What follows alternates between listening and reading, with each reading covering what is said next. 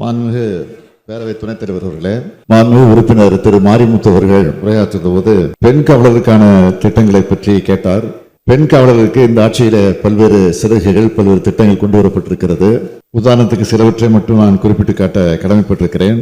கணவரும் காவல்துறையில் பணியாற்றினால் அந்த பகுதியிலேயே பணியிட மாறுதல் வழங்கக்கூடிய அந்த திட்டத்தை கொண்டு வந்திருக்கிறோம். மகப்பேறு விடுப்பு முடித்து பணிக்கு சேரும் போது 3 ஆண்டுகளுக்கு விரும்பிய ஊரில் பணியிட மாறுதல் வழங்கக்கூடிய அதையும் கொண்டு வந்திருக்கிறோம்.